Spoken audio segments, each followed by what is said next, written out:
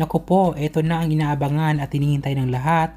Queen Pia ay binulgar at inalantad na kung magkano ang totoong kinita ng Voice for Change. Totoo nga naman na kung tawagin dito sa local pageant natin sa Pilipinas, si Michelle D ay Hakot Awards, Spirit of Carnival Award, Fan Vote, at ang pinaka-importante sa lahat na Voice for Change. At ang sa Voice for Change ay gagastos ka talaga para suportahan ang iyong kandidata. Sa sobrang daming nagtatanong kay Queen Pia nito, hindi na nakatiis ang Reyna at napasagot na. Sinagot ang bawat tanong para maliwanagan na ang lahat kung magkano nga ba talaga ang kinita ng Voice for Change at ilan ang bumoto. Ang tanong ng netizen, how much is the Voice for Change vote and how many voted? Sagot naman ni Queen Pia ay $1 per vote tapos umabot sa hundred of thousands yung votes. Pero 12k USD lang mapupunta sa chosen charity ng winners. So kung maka 300,000 votes, ibig sabihin 300,000 votes equals 300,000 USD. Tapos 12,000 lang ang ibibigay sa charity. Ayon pa kay Queen P, di naman ako part ng organization and nobody asked. Pero actually napakarami nagtatanong nito, Miss P. Pero sana percent ng votes mapunta sa charity. Like kung 300,000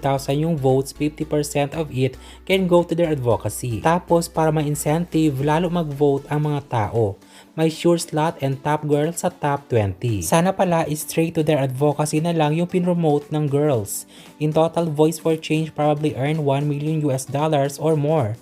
Laki na rin nun. Still, we have a deserving winner. At mga Pinoy ay ang may pinakamalaking boto at may pinakamalaking ginasto. Mula iyon sa online voting sa Miss Universe app. Iba talaga ang unity ng mga Pilipino kapag susuportahan na ang ating kandidata sa Miss Universe pageant. Congratulations, Michelle D! Ano ang masasabi nyo sa video na ito guys? Mag-comment na kayo at mag-subscribe para palagi kayong updated dito lamang sa Showbiz One. Thank you so much for watching!